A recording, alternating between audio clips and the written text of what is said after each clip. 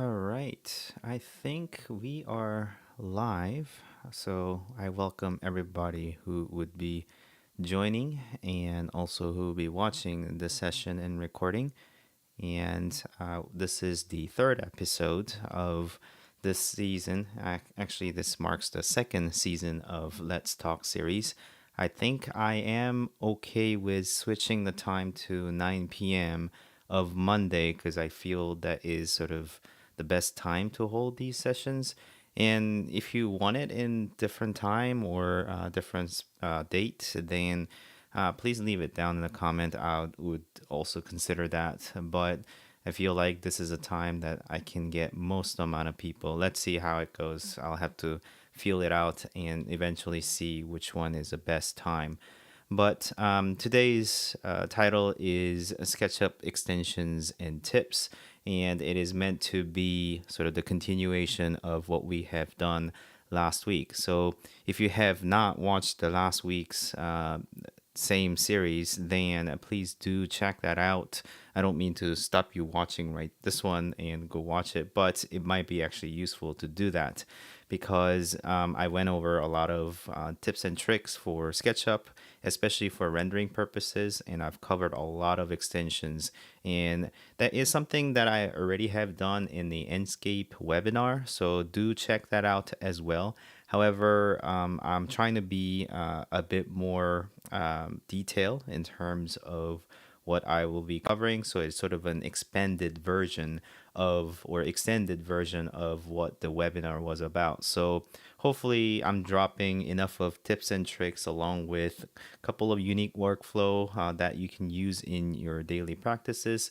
So if you felt that it was necessary and something that it was useful, then please leave it down in the chat or comment so that let me know you want to see more of those type of tips and tricks or extensions. I'll welcome those type of feedback. So without further ado, let me go ahead and run the intro and get into the good bits.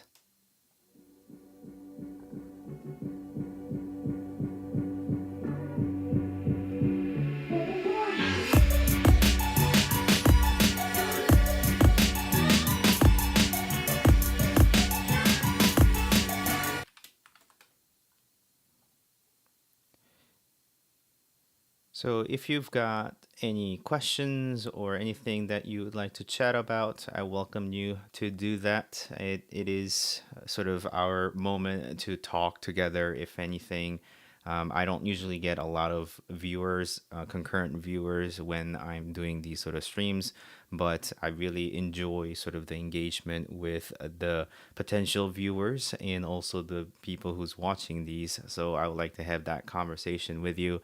So let me know if you're watching, let me know where you're joining from. It could be a completely in the wrong time at very late at night or very early in the morning. Let me know how you are joining and listening in. And if you're watching and recording, then please leave it down in the comment where you are joining from. And let me share my screen so that you guys could see what is going on. This is sort of the fresh start of this file that I kind of covered last week, and I do need to look at my slides just to cover all the grounds. Thank you, Fred, for joining from Australia. I appreciate. What's the time there? It must be a different time, right? So I'll continue to going over these tips that I have covered and continue that. And something that I was mentioning was using the Enscape asset library. So let me go ahead and drop a new set of vegetation.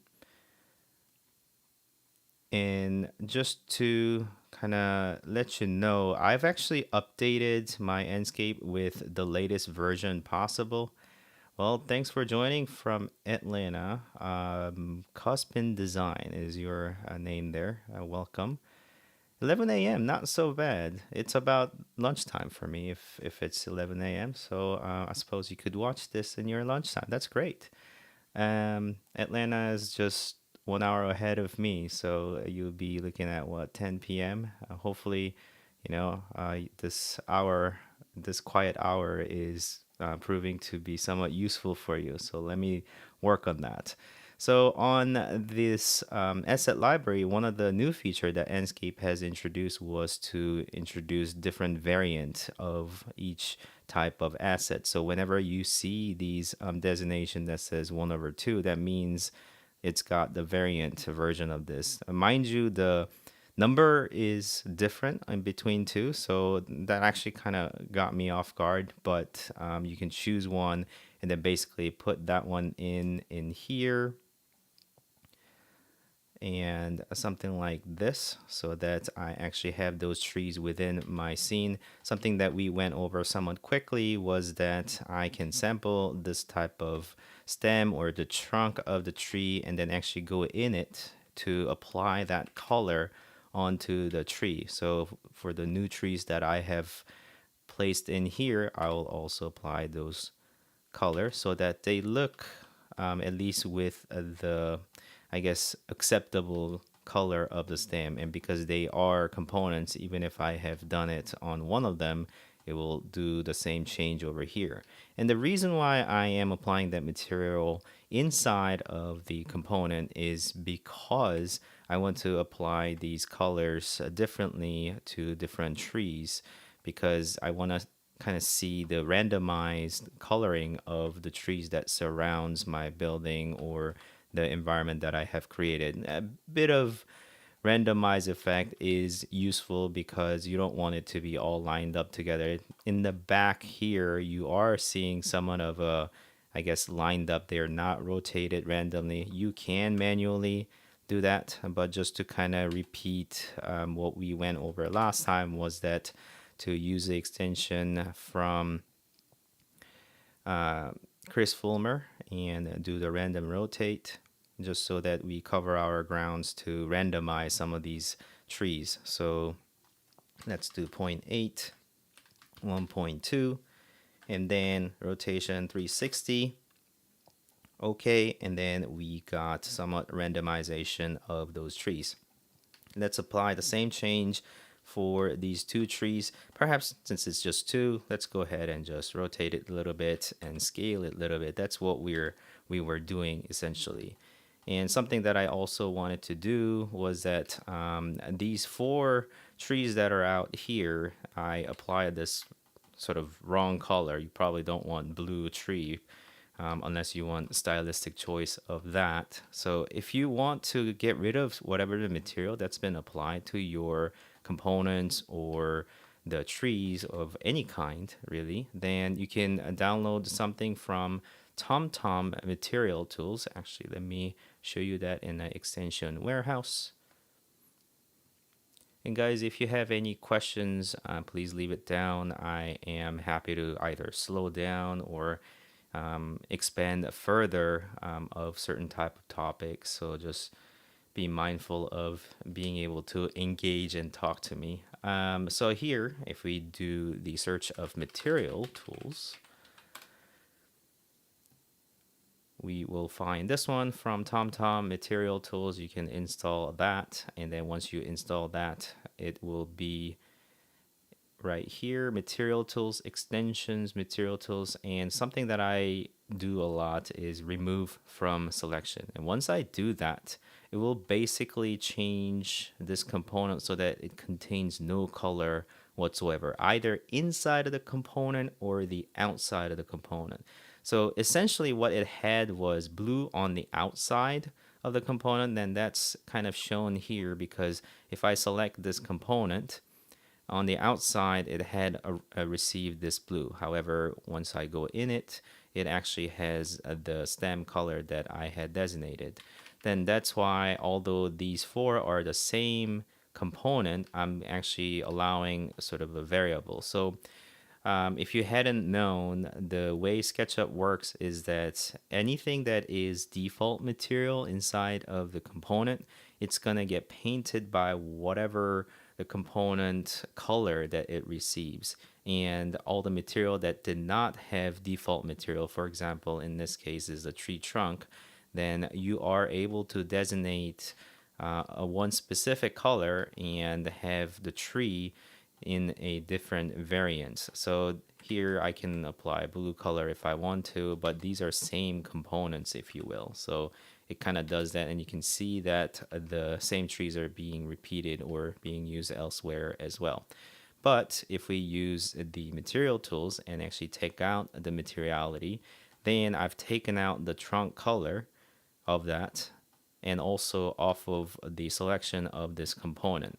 Mind you, this stayed exactly the color that it was because that is now default material, and then the color actually was applied to the component rather. So in this case, I can just go ahead and apply a default material and they will all look the same. Same thing for over here, like that.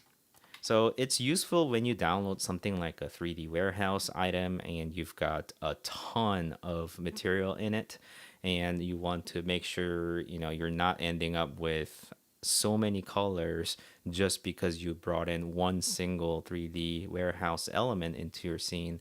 Then you just select that thing that you just got from 3D warehouse and then run this tool. That way you know for sure that it's wiped out in terms of material, and then you can start to apply material in the areas that you need or in a more optimized way so that you're not being so wasteful for the amount of material that you end up. And this is helpful because slimming down and sort of a upkeep optimization of your model size is something that's very important when it comes to rendering, because as good as these type of material like dark wood or the stone rock type of material, if those add up and if they become thousands, then every texture or material that has these sort of material mapping, JPEGs or PNG, what have you, all of those are going to add up onto the file size of your model. And also that's going to put a bit more strain onto your rendering, therefore onto your machine. So you want to just kind of do a bit of a cleanup wherever possible. So often if I get an external model from elsewhere like 3D warehouse, then I like to run this tool just so that I can wipe off all of those. And once you have wiped off those type of material, the tool that I had mentioned the last time was the purge. So if I do the purge on top of it, then it would basically purge all of the material that is not being used. Therefore, I've just cleaned off those materials off of my model. And then let me go ahead and reapply those material that I actually intended to have. And before I forget, I'm going to go ahead and select these new trees that I have put in and then actually assign them to the correct type of tags or layers, if you will. So plants will be fine, or maybe let's do the trees. I think trees were the right designation for it. So do that, and also make sure these are belonging to tree tags as well. And then in this case, I'm gonna go ahead and sample the trunk. So this one right here. And then go inside of the component and let's go ahead and apply those materials onto the trunk and the branches so that it looks somewhat adequate. And then now I can apply different colors to the tree so that I add a bit more, I would say, difference between a different type of tree. And obviously that doesn't look correct because you've now got sort of tiling, if you will. So let's go ahead and also select all of these same components and then run the same tool. And then I don't want too much of a variance between them, so I can do this. And once I do that, they look a bit more natural. I don't think this is all that natural, so let me just move these trees in a little bit just so that they look, like I said, a bit more natural. And copy one over here. Notice how I'm referencing the floor rather than onto the tree, because otherwise you could end up having a tree that floats mid space. So I've done that. And we talked about randomization of certain things and even the random select of the tool. So something that I mentioned was you can select all of these and then use the random select and then 50%, and then basically you can select 50% remainder of what the selection was and basically apply a different type of color to them if you would like. But if you have hundreds of same component or thousands, then you can certainly rely this method to make things a bit more parametric and a bit more natural, if you will. So that, and let me just do this since it's an eyesore. Let me apply a surface on here. This is something we had covered last week, so I'm gonna just zoom by and do it very quickly.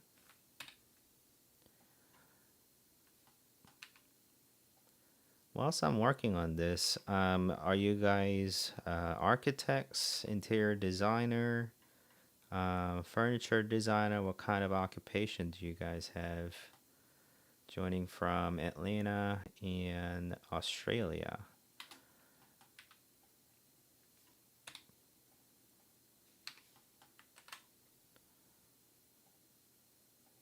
All right.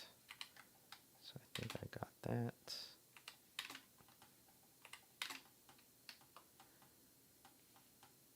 You're an architect. Awesome. Well, I don't consider myself an architect. I act like an architect because I'm not licensed yet, but I function as architect and architectural designer. So hopefully I can drop something that's helpful for you.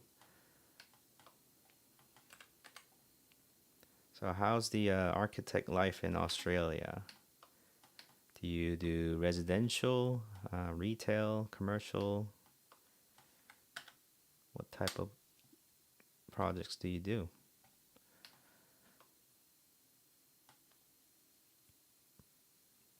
Cuspin Design, your interior architect and furniture. Cool. So we got different type of project scale as well. Yep. And let's see. So I think we endeavored with the cleanup a little bit last week, but something that I did want to tell you was the edge tools. There were cleanup function of edge tool that I was utilizing. So basically, I do run the shortcut of Shift W to clean up all the faces, Shift E to clean up all the edges, Shift R to delete the lonely vertices. And if you have no idea what I just done, you can check out last week's session. And once you have done that, here is another function that I kind of like off of the edge tools. And I'm going to turn that toolbar because I find that to be somewhat useful. This is a toolbar of edge tools. And something that I like here is you see how that I kind of done like a movement joint or these breaks in between the concrete to just kind of give a bit of a pattern. Although in rendering, if I were to, yeah, you don't. Fred said you don't necessarily need a qualification to be good at something. That's true, but having a licensure is definitely a bit of a more formal way of saying. I mean, eventually, I do want to be finally saying I'm an architect. It's a lot easier to say I'm an architect than architectural designer. It's a lot longer, and it's harder to write on my survey papers. But thanks for your kind words.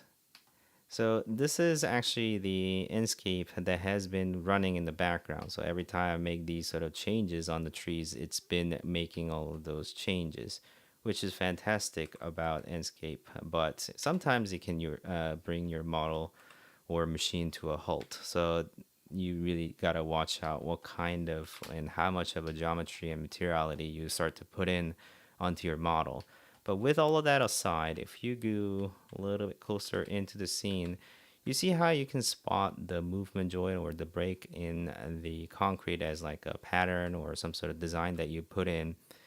doesn't really show other than the one over here. So for example, this line over here or that line over there are not showing. And I would like to have a bit of a variant in terms of the concrete pattern or color. So in this case, I kind of poorly named, let's say concrete floor 01. So just so that we have somewhat meaningful name, and then I'm gonna duplicate this. If you could just click that, it's gonna duplicate this one, and I'm gonna name as this as 02, and then I'm gonna darken it a little bit. So I have a darker color, and then okay that, and it's gonna use the same exact image. So I just need to make sure I just apply this in the correct spot. So for example, I want it to be sort of a darker band over here, and it starts to appear right there.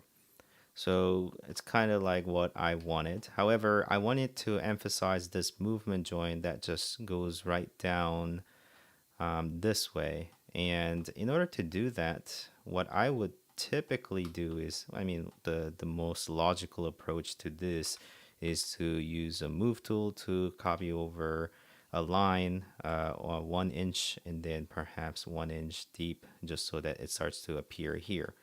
But then now I've got to do that over here just so that I have that sort of gap on this side, and it becomes a little more labor intensive, if you will. And a function of the edge tool here is this one over here, split face into multiple pieces. So once you click that, it enables this tool, and then I can highlight this line, click, and then move your cursor, and then the measurement will increase as you move on the bottom right hand corner of the SketchUp. And then I can just type in 1 inch, enter. And once I do that, that just does that for me. So it kind of splits the surfaces or faces. And I can do the same over here. So this way, 1 inch, enter, and then push pull. That way I've just gone ahead and split that so that I have that gap in between. Yes, you can use a move tool to do that. I think it's about similar practice, but there are some occasions that it just comes in really handy. I failed to prove that to you right now, but in this case, for example, here, if I copy over or offset this line or split the face, then it continues to this side as well. So it is quite useful in that sense that I don't have to select multiple lines, and then this way, and then use this one again, 1 inch, and then 1 inch out, and then I can just take, oops,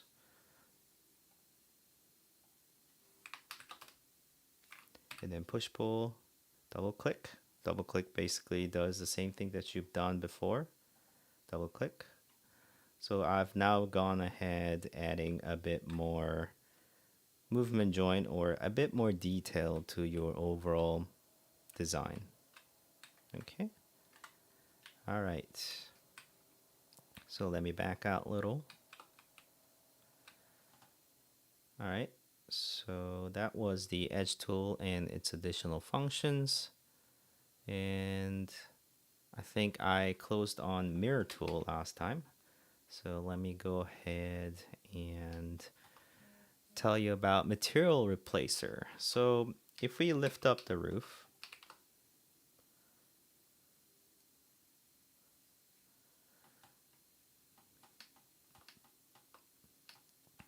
and I think I might have already talked about this, but let me go ahead and do it again.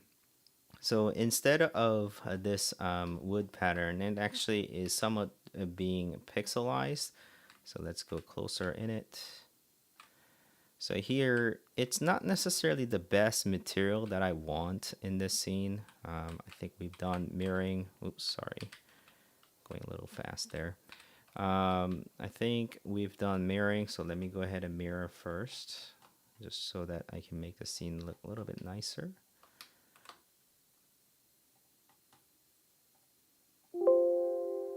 And for those of you who joined later, please let me know where you're joining from. Thank you. And in terms of this material, I think the resolution of this material is not the best, so I want to replace with something. And I'm going to try to utilize what Enscape offers in terms of material library. So let's go ahead and find some wood material that can replace those wood patterns or the panels of the cabinets. So casework, wood type of pattern, let's see.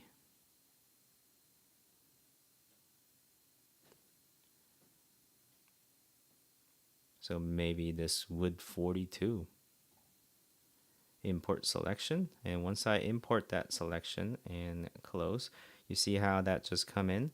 So in here I can go ahead and highlight, and then basically on these doors I can go ahead and apply, and then that pattern or the materials are going to apply.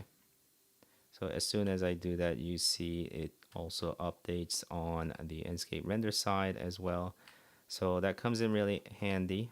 And something that I do want to emphasize is a material replacer. If we go back to this view, so one of them, and I'm gonna unhide the rest of the component so that you can kind of see what's going on.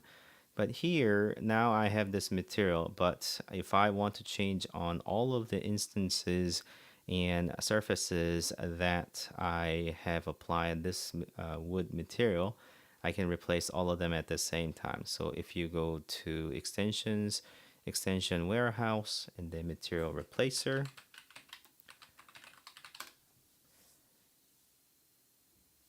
I don't know how to say your name. Gerardo, you are from Mexico. Welcome. And you are an architect. Awesome.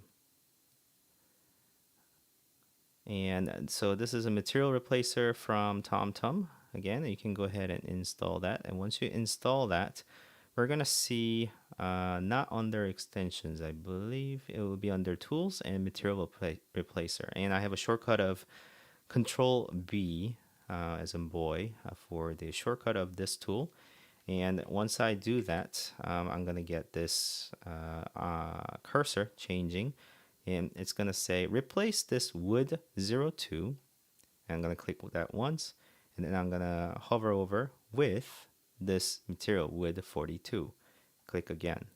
And once I do that, then all of my materials that exist with the previous material is going to be replaced by this material that I sampled. So you can see that application over here that is changed to that wood pattern. So you can see how for renderings you want to replace materials quickly, and this is a way to do that.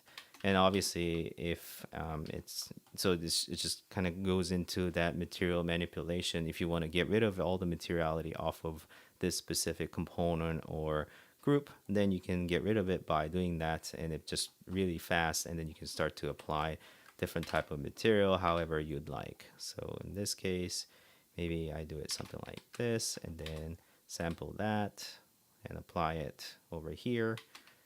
And then I want to make sure it's got the dark back. So there you go. We just quickly wiped it out and then applied the materiality once more. So that's sort of a quick way of manipulating materials within your scene. You want to be able to do that quickly, just because it is something that that's going to come in handy in your arsenal.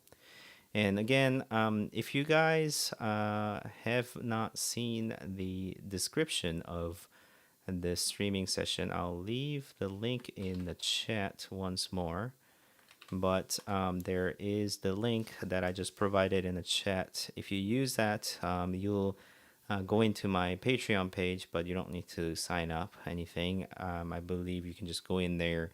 And then the very last post that I created was the sort of the cheat sheet or the slides for this session. It talks about or has the listing of all the things that I'm talking about in this session. It's essentially this PDF, or it's a slides, Google Slides, but it holds all the names of the extensions and sort of the screenshot of what I'm intending to talk about. It wouldn't be line by line, but at least If you need to go back to the specific extension that I was talking about, you can certainly uh, see where it is being downloaded from and what the name of it is. Okay, and the next thing that I want to talk about is architectures. I'm gonna break the live update feature of Enscape just so that my machine doesn't come to an halt. I don't think it will, but you never know what happens on streams.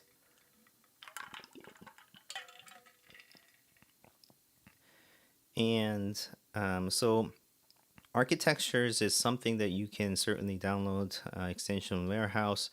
It is one of the extensions that comes up as the very first one on my screen. And I don't know if this is universal versus just me, but you can certainly download that or just search architectures.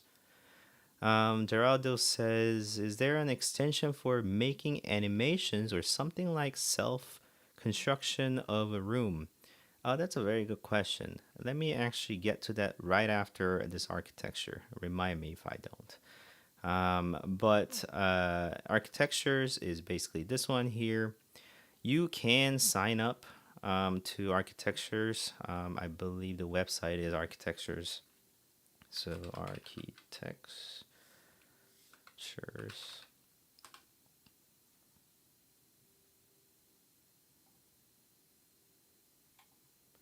I fail to find the web page all the time.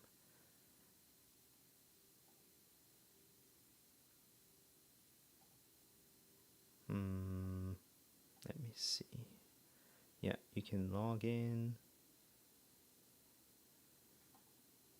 Do I have to log in? Let's try this again. Architecture.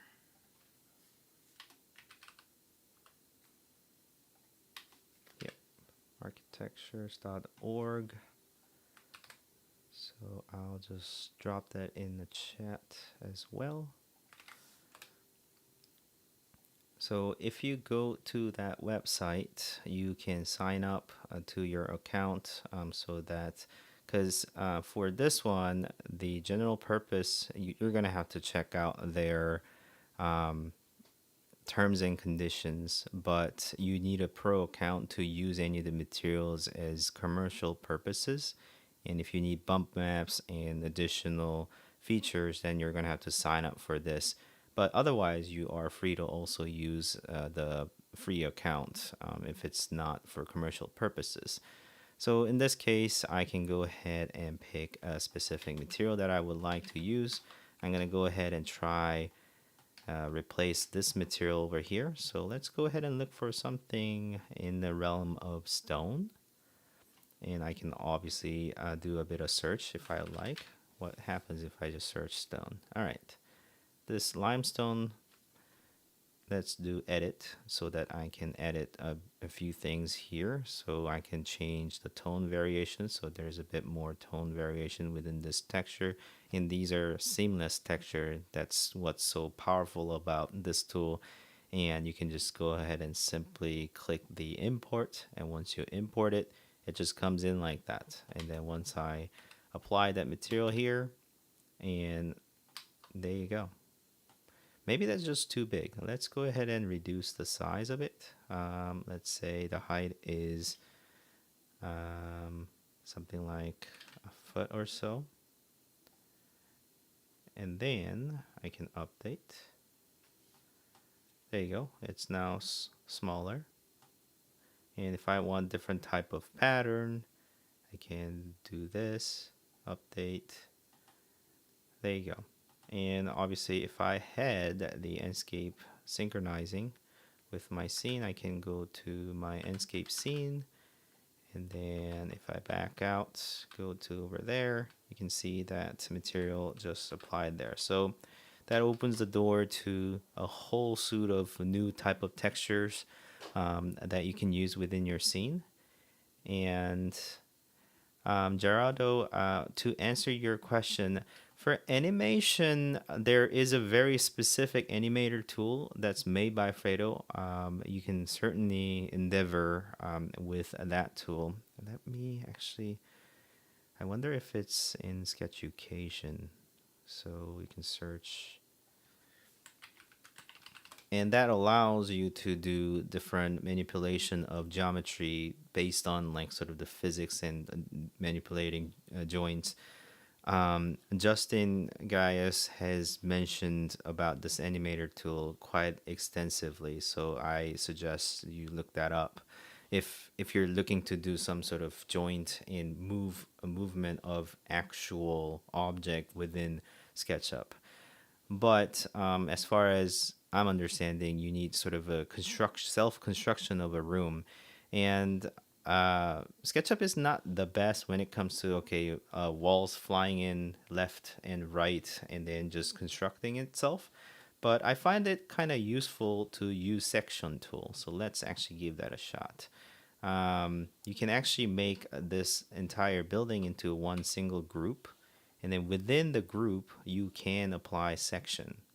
And if you do that, and this dialog will show up, and then I can go ahead and apply the section over here. So what we're looking for is basically moving this section up so that it looks like it is being constructed.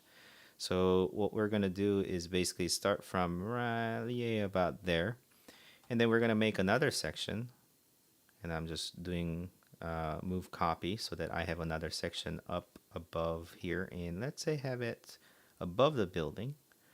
And then in order to do the whole thing, I actually have to have animation turned on. So let's change that to 5 seconds.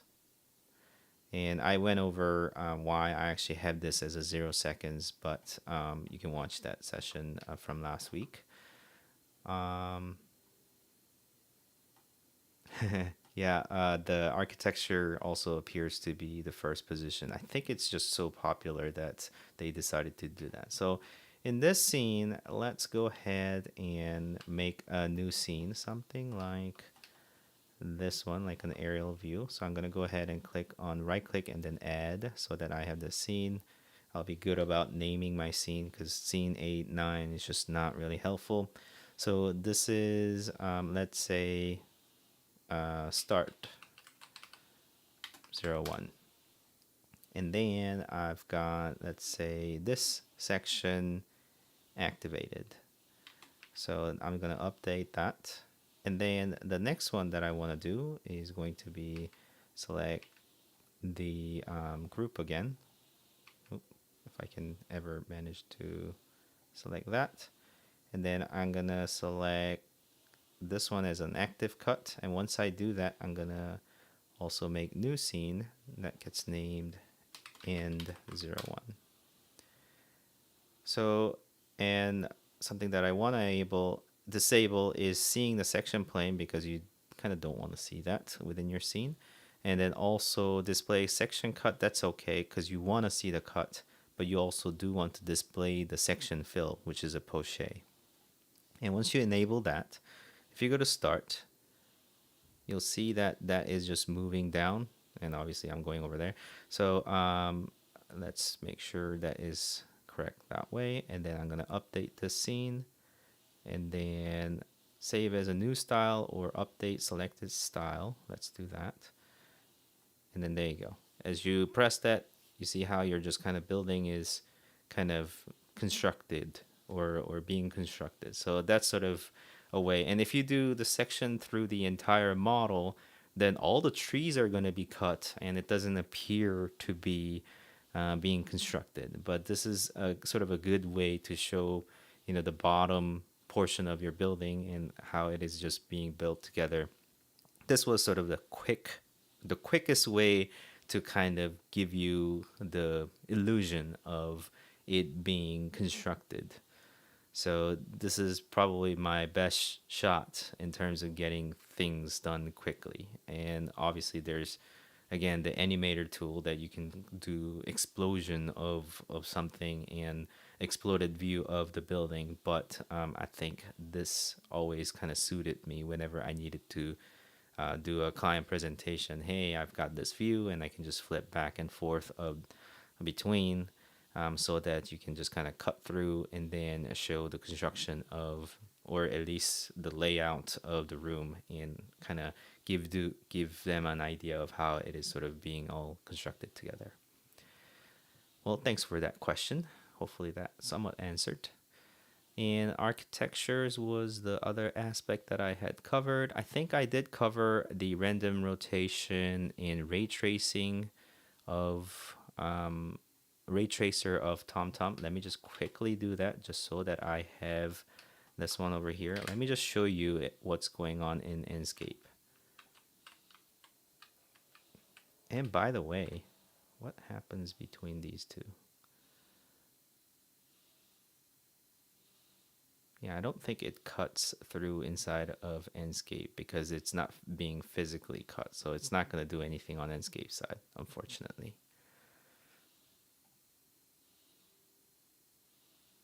Yep, because it's just SketchUp section that's going up and down basically.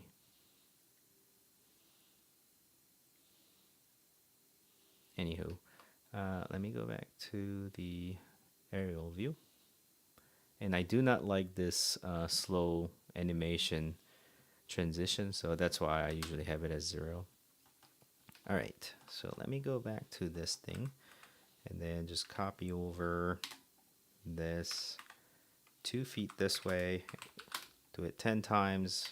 There's that, and then select all of these instances, 2 feet this way, and then maybe repeat, and then instances and all of those to be randomly rotated. So Chris Fulmer tool, random rotation, and then I'm just gonna say maybe 9, 1.1, and then 360, enter. So you see how now that has all the variation between them rather than looking exactly the same all the time. I'm sorry, yeah, it's a little bit, maybe it's a feature request that we can ask. Hey, can it get all the section? Thank you. I'm glad it helped. Yep, so that's what you can do, but however, they are all floating. So you can select all of those and then go to extensions and then ray tracer and drop those components onto the surface below. And mind you, this was a curved surface, but it is going to respect the curvature of the floor that is below on this component. Same thing for this car that I had mentioned, and also this car. So I can go ahead, ray tracer, drop by bounds. That way it actually slopes onto. So notice how that was up like that, and then if I drop it, it drops on its slope. So that's very useful. So once we have done that, also we can add a bit of variable here. So select all of those, select perhaps 50% of these, and then apply different color in terms of the plant or the tree color type of thing. And they all belong to plants layer or tags. That's very important. Okay. And actually, let me be sure to save this. But because I keep on losing this. Pavilion number 3. All right. And then, since we have done some Enscape aspects, let's look at some of the rendering tips. So, I think a lot of people know this, but it may catch some people off guard too. So, something that I like of Enscape is the fact that it respects the keywords of different things. So for example, if I have a material that says grass in the name of the material, then it is going to look grass. And if it is something as a pond, just because it's actually already transparent, when a material becomes transparent, some at least 1 or I think 2-3% of transparency, or bring down the opacity from 100% to lesser than that, it actually makes things a bit reflective. So I think that alone can appear water-like, especially in this kind of scene, because it's sort of reflecting the sky, and I think that's very, very convincing regardless. But if you really want it to, you can make it into a water. So you can just use the keywords such as water, then it is going to change into sort of water-like, and then you can further manipulate it by going to Enscape Material Editor, and then in there I can go ahead and sample that. And once I sample that, I can do override global wind settings so that there's a bit of a rippling going on over there. You can see that. And also I can change the height of the ripple, but I don't think this sort of a lot of wind situation for this type of water is all that necessary. So I feel like, okay, we just don't need to have a wind, and I just don't think it's necessary to have everything as water, if any. It could just still be pond or reflective surface for a lot of situations. So I tend to just keep things at pool.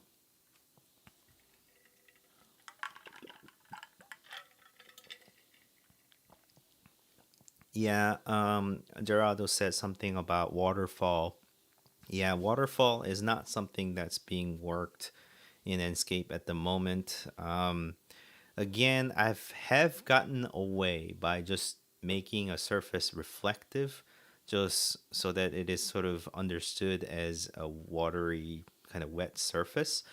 But yeah, it doesn't give that effect of something constantly falling. So you may want to have a bit of a texture and then just make it reflective. It's hard to make something very convincing. I guess, for example, this surface is not wet, it's glass, and everyone kind of interprets it such way. But yeah, waterfall is something a little hard. I guess even in here, you're supposed to see like a little tiny waterfall here, but you're just not seeing it. Maybe if I were to change this materiality to this, it looks wet because it's now reflective. So you can undo it just a little bit when it is not as heavy waterfall, if you will.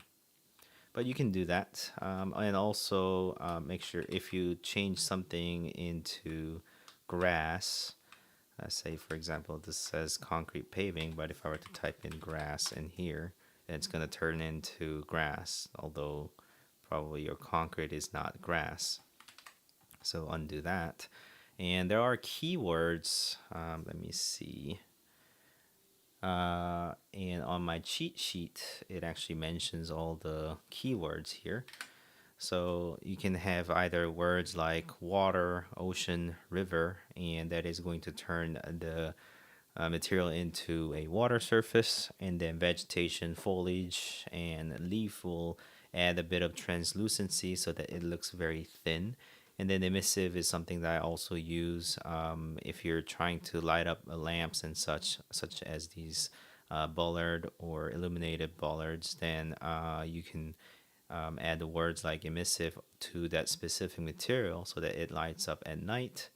And that's exactly what I have done on my scene. And again, you can do grass, tall grass, short grass, and wild grass to have a variant height of grass.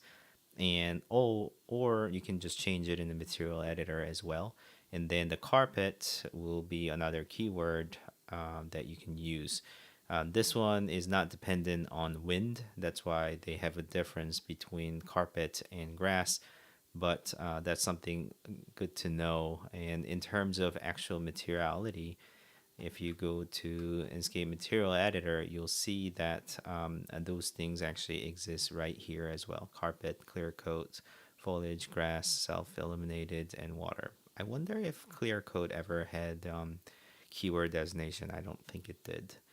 Anyways, if you're in the for something like grass, you can see how I can change different heights, height variations, and such. So there's a bit of fine tuning that you can do on top of keyword play. Okay, did I just close my slides? Yes, I did, of course. All right. After the keywords, something that I wanted to. Any questions you got Thanks, Gerardo, for asking good questions.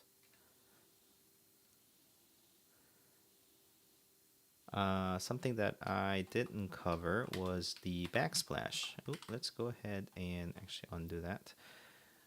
So hide these, and then if I go to the backsplash, you see how I've got just complete white over there. Let me go ahead and just kind of show you this.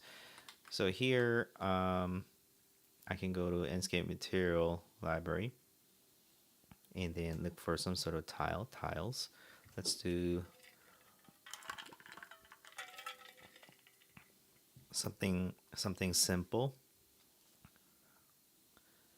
Let's try dark subway tile. So import selection and then close. And then in here, I can go ahead and apply that material right there. And then if I go to the Enscape,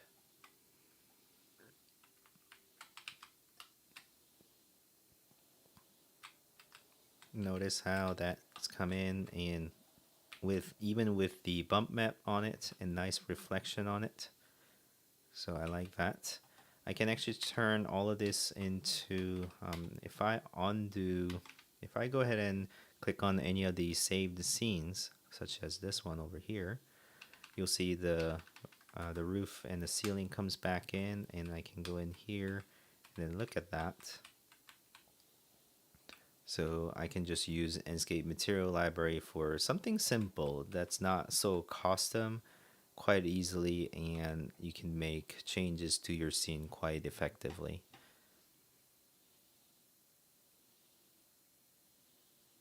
And then in here, I want to make sure I've got illumination. So notice how under the lamp, inside of the lamp, my trick was to apply a emissive material. You see how it says light emissive, and because of that, it has the emissivity and it appears like there's some sort of lamp or bulb that is inside. And same practice for these lights over here. So it actually received the emissivity on the round bulb here.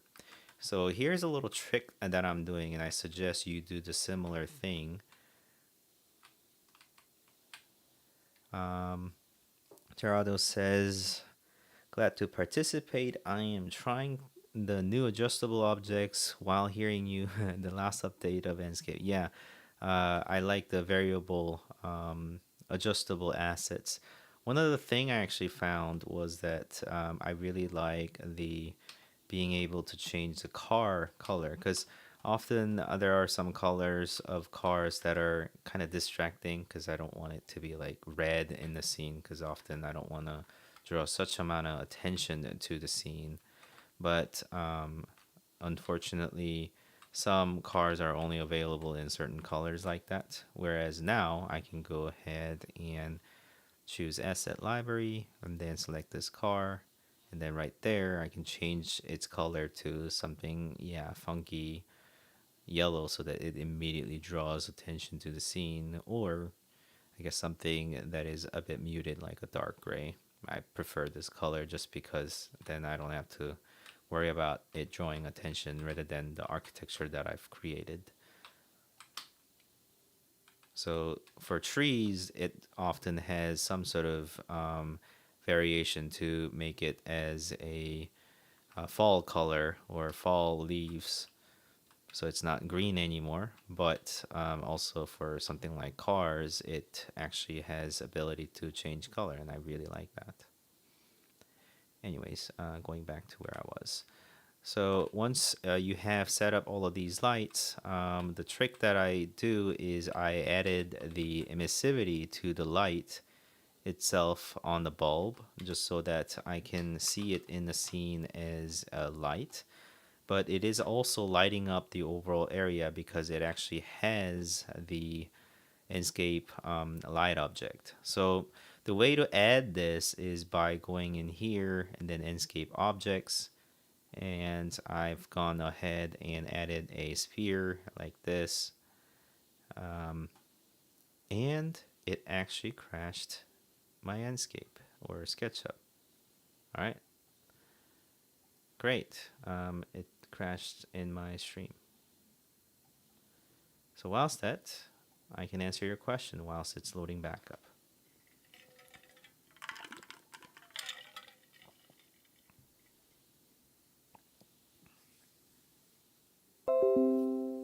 So as soon as I added the sphere light, it crashed on me.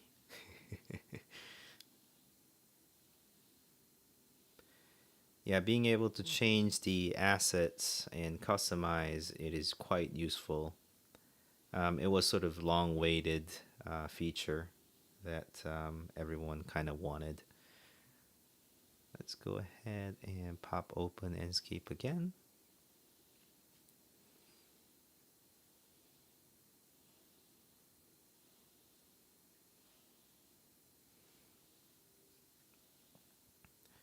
I mean, I'm pretty near the end of the list of things that I wanted to talk about. So, if there are more things that you guys are wondering or something that I could help out, just let me know. Yeah, it sometimes just crashes and you just have to live with it.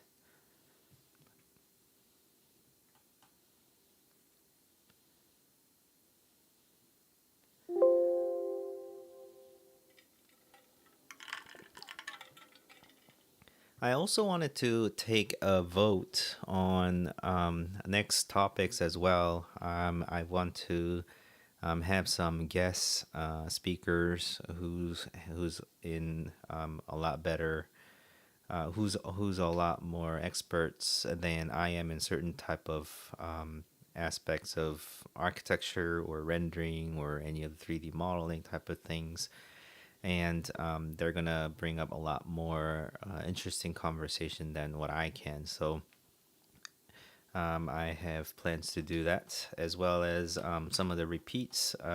Justin was just great, and there's a lot that I want to learn from him too. So it'll be great to have someone like Justin or Aaron or any of those people that went on the show last season. So I wanted to do that again if possible. It'll be kind of silly if we put in the sphere light again and it crashes. So hopefully it doesn't. And it's thinking.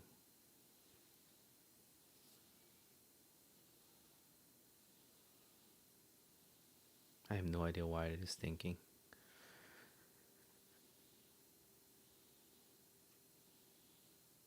It is updating the scene for some reason.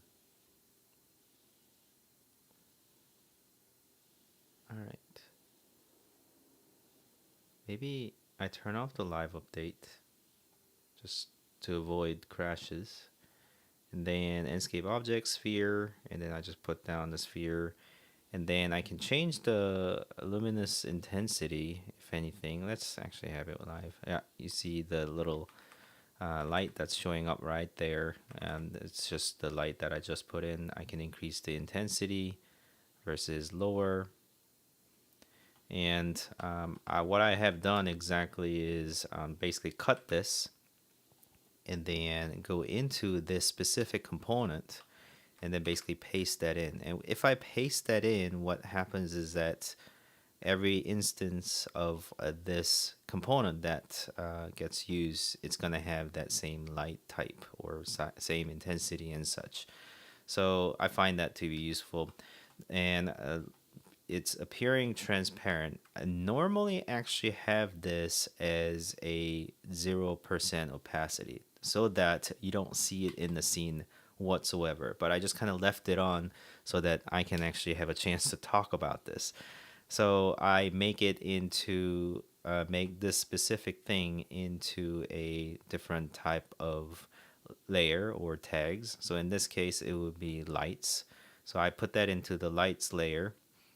And if you really want, you can separate between the lighting fixture versus Enscape light. That's something that I've done in the past as well. So for example, I'll go ahead and first of all, expand this here. You probably aren't, okay. I can go ahead and create 05, and then this is Enscape lights, so that these actually belong to Enscape lights, not lighting tag. So if I do that, I can just turn it off, if you will, so that it no longer shows within my scene. So that's something that you can definitely do. So once I do that, so if I have that on, I can basically make this belonging to a certain type of tag, but also at the same time, I can apply a material. So in this case, I had a little bit of opacity just so that you guys could see what's going on, but I'm going to sample that and I'm just going to apply it there. So it is not going to be seen in your scene, no pun intended there, and then actually reduce the opacity. You just don't see it in SketchUp, but you start to see it within your scene of Enscape. So that's basically what I have done. I'm going to go ahead and delete this one because I don't really need that. And I already have a light that is over there. If I change the intensity, you see how it just changes kind of globally to all the components that are being used. So I'm going to leave it right there and then go to the kitchen scene and then perhaps increase it if I want to or decrease it. So do sort of the light tricks, if you will, and the way I apply lights within my scene. And I did want to go over a couple of Enscape visual settings that I use. So here is mostly non-SketchUp related, but the settings that I typically use for Enscape visual settings. So I usually set up something and then I actually do a save as a file so that I can pull all my favorite settings into a file and I can just use that elsewhere in this file or this project or other project or even different machines. So that's what I do, and obviously I made this settings last year, so that's why I kind of dated that way. But some of my favorite things to do is right off the bat on styles, I add a bit more outline within the scene. I think this is a bit too flat, and I kind of like the idea of having outlines within your scene, and I think it holds that integrity of the different type of faces. It's sort of an ambient occlusion in sort of hacky way, if you understand what ambient occlusion is. So I like throwing outline on there. 20% is my default. I may decrease it if I'm aiming for a bit more realism, but I kind of like 20% as my default. And I leave most of the things as they are. I often turn on auto exposure, especially when I'm doing live presentation, because it is useful for Enscape to adjust automatically. And they're pretty good about it. And especially for the live presentation, I tend to keep things at medium quality because if you increase it, you have higher chance of your machine coming to a halt. But if you want to risk it, you can definitely make it higher. Next tab, image. I often do not turn on auto contrast because it tends to make the scene a bit too, not necessarily flattering in my opinion. So I usually keep that off, but you can turn that on. And if you specifically like certain type of color temperature, you can certainly do that too. I usually just leave that at a default as well. Same story for saturation. Not much that I play with in here, other than I actually increase vignette quite a bit within my scene. I think it is useful to be able to see what I'm trying to talk about. So vignette helps to throw sort of the darkness around the scene. It's kind of like an Instagram filter, if you will. But it just throws a bit more shadow on the edges of the corner. I mean, it is sort of an artifact of photography, but I think it also draws your attention towards the center of the scene. So I find it useful. So I often crank that up to, let's say, 60 or 70% if I want to be somewhat heavy, but it tends to make your scene a bit darker. So you might want to make sure that your overall exposure is increased a little bit just so that things are compensated. However, yeah, in this scene, I think that's okay. And I may just bring down the bloom just so that there's no over blowing of certain type of area, but you can certainly reset it however you like. And for the atmosphere, I tend to bring down sun brightness quite a lot because often I want to go into a inside of the building and still have luminance shown on my lighting fixtures and still be able to look outside and look like it's sort of the daytime. But if you really want that strong sun coming into your scene, you may increase it so that you can play with the sun and the shadow angles, and sometimes you prefer those type of look, but it's really hard to get your lighting fixtures looking correct when you're using harsh sun or bright sun, and that's just photography or the amount of dynamic value that you can have within your scene. So without all jargons and troubles that you need to go through, I tend to just bring this down to 1% even, just so that I am able to see outside. I am able to register these are lighting fixtures with actually turning on. It's just not complete darkness. And in this sort of darker corridor, it may appear dark, but as you step inside, things are going to look slightly better since it is auto adjusting for the auto exposure. So that's sort of my preference. Obviously, depending on the scene, you may set it differently. Like I said, if you wanted to do a bit of a shadow study, you can certainly set up your scene and then increase the sun brightness and then change time of the day to do a bit of interesting sun study, or if there's a specific type of sun angle that you would like to show it to your client, or even just turn it off altogether and then pick a different time of the day that is at night so that you forget about the outside and everything is basically inside. These are LED panel screen that I've just kind of try to show, and then seeing here, and maybe I need no sunlight here, but these are just bright lights that are shown in here. I actually have no idea why no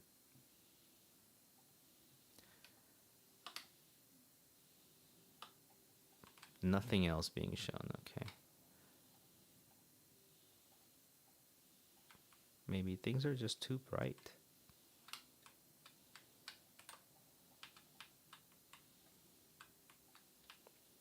Maybe it's the screen that is really messing up the overall exposure because you want to see this screen going on. Anyways, it's quite a tricky thing, light. Let me go back to daytime. All right. So that's what I like to do. And in terms of sky, I like keeping things as simple as possible, although, there's a bit of variety. But I usually bring this down and then not have too much going on. I like sort of clearer sky, just maybe a little bit of clouds, just so that you understand what's going on. But clear skies is what I tend to lean towards too. I don't really worry about longitude and latitude all that much. And I often work off of clear horizon or source so that things are not too distracting. But you may use certain type of skybox setup. So desert, you wouldn't have as lush tree anyways. Sorry, I brought down sun right back down. There you go. And let me bring up vignette just so that it's not darkening the scene too much. Yep, so you may do desert. I often do forest. That's my second favorite. But also do not necessarily mountains all that often, but I have used something like town or city before, or the urban. But typically just leave it as clear. And then output is something that I endeavor quite often. I keep things at full HD just so that I can keep things, at a minimal type of resolution. Obviously, for your final renderings, you want to increase that a little bit, perhaps even to Ultra HD, which is 4K. And then I changed things to JPEG. You can do PNG, but JPEG just has better compression management of your storage. I know that's not necessarily the most popular opinion out there, but I like keeping my things at JPEG. It's just a bit more universal, if you will, and it allows a little bit of compression within the image so that it doesn't become so much of images that you need to store within your file system. And then I set up the default folder to desktop so that as soon as I do snapshots, and I actually have a shortcut of Shift F11, which is a default shortcut for your saving scenes, rendering out images. So if you go to settings, wasn't there a shortcut? Am I completely missing it? Did I just missed it? Yeah, here. Input and a screen hotkey, Shift F11 to basically do a screenshot very quickly. If I just hit that, it's going to start rendering it. And then you can go snapshot, snapshot, move a little bit more, and then look at a certain way, Shift F11 to rendering. So I don't have to come up with a very unique name for each scene that I'm rendering, and also I don't need to redirect where to save those images. I set up these things and just keep on doing it by checking automatic naming over here. And then for video, this is what I usually run. Panorama is normal. So that's sort of visual settings that I use. Gerardo asks, are the LED TVs just an image with emissive? That's absolutely right. But actually, in order to have, actually, let me show it here. But in order to show it as image, what I've done is, here's how things appear. So all the inside is these sort of diamonds, if you will, and then all the outside is sort of this dark color background. So it kind of appears as like a emissive screen, and it has sort of an image throughout that size of the screen, so that it appears like an LED screen, if you will. I think LED screen these days are much better looking than these type of, but it was a specific type of look that I was going for, so I just made it like this so that it is somewhat convincing. It may be LED, and maybe, I don't know, some weird installation piece. Anyways, I've covered pretty much all I have planned for today. Next week, I'm thinking of a few different topics. I'm gonna have to just kind of think about and see what kind of topic would be the most useful for you guys. So let me flip over to the webcam page. Yep. So I'm gonna try to think about what next topic might be good. If you guys have any suggestions about the topic, there's still a chance you can leave it in the comment. I'll still look at it. So I could certainly consider if there's type of guest speaker you would like to have on, and have me talk to them or them talk to you. Then just let me know. I'll be happy to get connected and perhaps have a very fun conversation. Um, so yeah, just let me know. And I'm planning to hold another session same time next week. That would be 9 p.m. Central Time on Monday. So expect me then, and I would love to have you guys join the chat and have a conversation with me. And I promise I'll come up with something useful for you, or at least entertaining for you guys to watch. So thank you so much for joining. I'll play the outro, and then I'll see you next time. Bye.